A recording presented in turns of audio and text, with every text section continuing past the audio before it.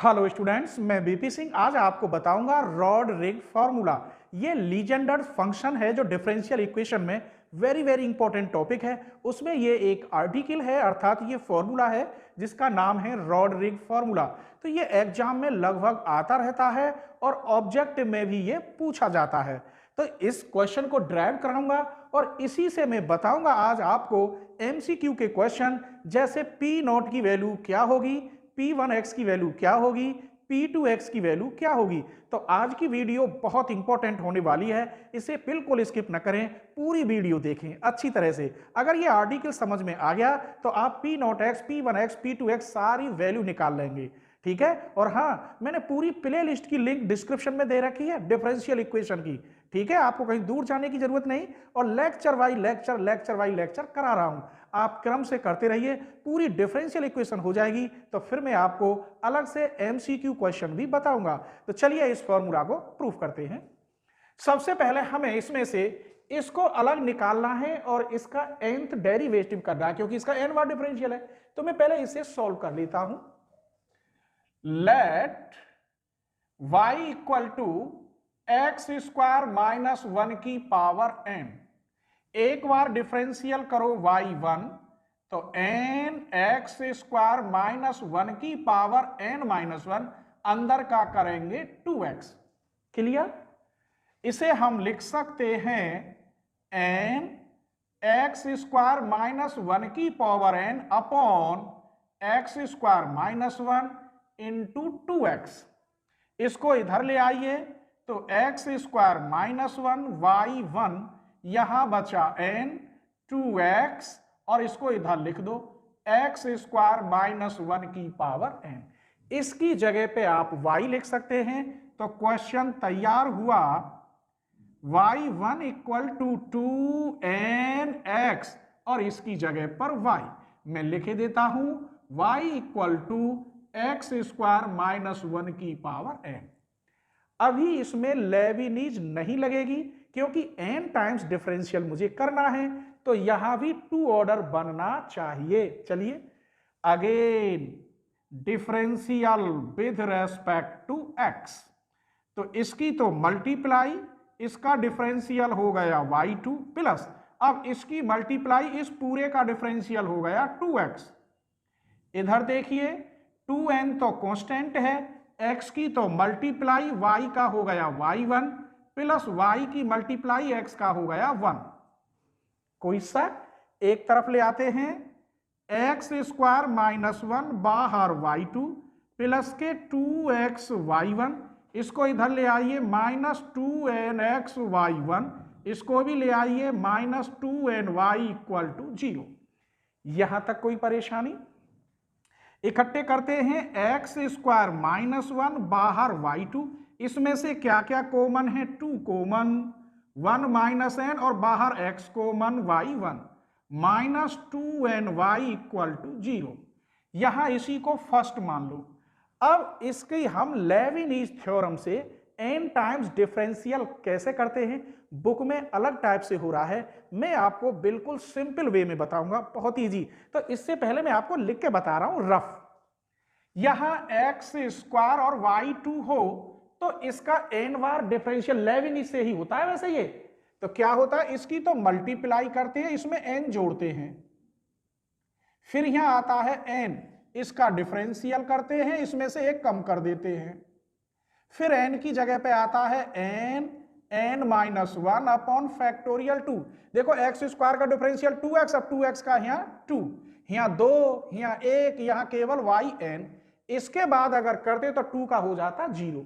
अच्छा मैं इसको भी बताता हूं, लो इसका कैसे करेंगे, जब यहां ऑर्डर डिग्री और यहां ऑर्डर बराबर हो तब इसकी तो मल्टीप्लाई, इसमें n जोड़ते हैं। देख लो ये n जोड़ दिया, यहाँ n प्लस 2 है तो यहाँ n प्लस 1 प्लस n, इसका डिफरेंशियल 2x, x का डिफरेंशियल 1, यहाँ 2 में से 1 गया 1, 1 में से 1 गया yn। बस अब 1 का करते तो 0।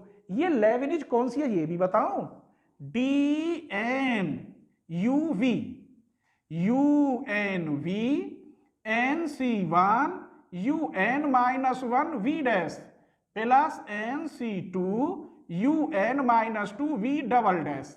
आइए देखो, इसका कै बार डिफरेंशियल है, एन बार, डी एन यू वी की मल्टीप्लाई। देख लो इसका एन बार डिफरेंशियल ये वी है, एक्स स्क्वायर, वी उसको मानते हैं जिसका डिफरेंशियल खत्म हो जाए। क्लियर? फिर देखो प्लस एन सी वन का मतलब है एन, फिर d n minus one u. देखो यहां एन प्लस टू तो एक कम कर दो, देख लो एन है तो यहां n minus one, v dash, इसका यहां डिफरेंशियल डैश तो इसका बन गया वी डैश। ऐसे ही हम इसे खोलते हैं। NC2 का मतलब n n minus one upon factorial 2। आइए तो अब इसे देखते हैं इसी की तरह, एक एक लाइन आपकी समझ में आनी चाहिए। इसकी तो मल्टीप्लाई इसमें n प्लस करते हैं, प्लस n, इसका डिफरेंशियल 2x, यहां n प्लस वन रह जाएगा, इससे एक कम।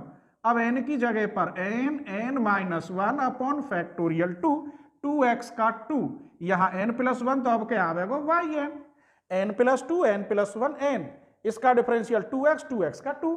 अब इस पे आ जाइए, 2 1 माइनस n, ये तो कांस्टेंट है, x की तो multiply y n plus one, n y का yn।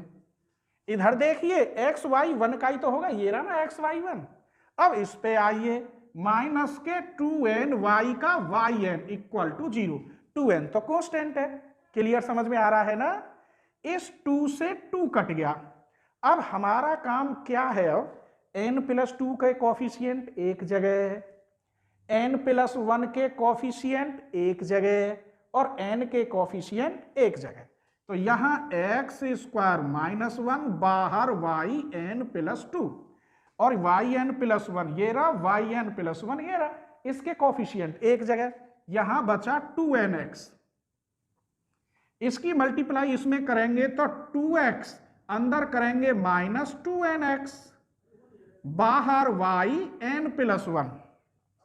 अब बचा y n y n y n plus y n का कॉफिशिएंट यहां एन स्क्वायर माइनस एन, यहां इसकी मल्टीप्लाई करोगे तो प्लस के 2n, इसकी इसमें करोगे तो माइनस के 2n स्क्वायर। अब ये बचा माइनस 2n और बाहर yn इक्वल टू 0। फिर समझ लो, इस n की गुणा यहां में करोगे तो 2n माइनस 2n स्क्वायर, ये लिख रहा, कट गया, उन्हें काट दो, 2n से 2n कट जाएगा, यहां बचेगा x square minus one y n plus two, यहां 2nx थे, 2nx कटा, बचा 2x y n plus one, यहां बचा माइनस का n स्क्वायर माइनस का n, बाहर वाई एन इक्वल टू 0।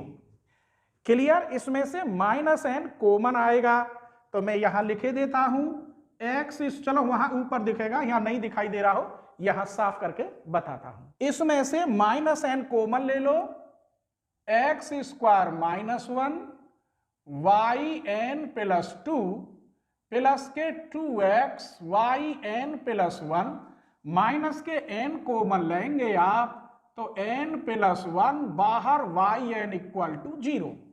अब मुझे बनानी है लीजेंडर इक्वेशन, और लीजेंडर में होता है 1 माइनस एक्स स्क्वायर, यहां से माइनस कॉमन लो, यहां से माइनस, यहां से माइनस, या इसमें माइनस की मल्टीप्लाई कर दो। इसमें करोगे माइनस की तो 1 minus x square y n plus two, यहां माइनस के 2x y n plus one, यहां प्लस के n plus one y n equal to 0। ये सेकंड इक्वेशन बन गई, फर्स्ट के बाद सेकंड। अब हमें लीजेंडर बनानी है तो मान लेते हैं let y n equal to z, इसका मतलब ये हो गया d n y upon d x n equal to z. एक बार डिफरेंशियल तो ये हो गया d z upon d x, दोबारा करो वाई एन प्लस टू करूं तो d square z upon d x square. Clear? रख दीजिए यहां तो 1 माइनस एक्स स्क्वायर, यहां d square z upon d x square, minus के 2x d z upon d x plus n plus one z equal to 0। अब ये Legender equation है Z में, तो तो स्वाभाविक है इसका कोई सॉल्यूशन भी होगा। तो चलिए वो सॉल्यूशन लिखते हैं। Which is Legendre equation, then its solution. तो इसका सॉल्यूशन क्या होगा? z का फंक्शन है z equal constant c pnx, क्योंकि ये लीजेंडर इक्वेशन हमें किस में बनानी है? पॉलिनोमियल में। तो pnx में हो गया। अब z की जगह पे आप क्या रख सकते हैं?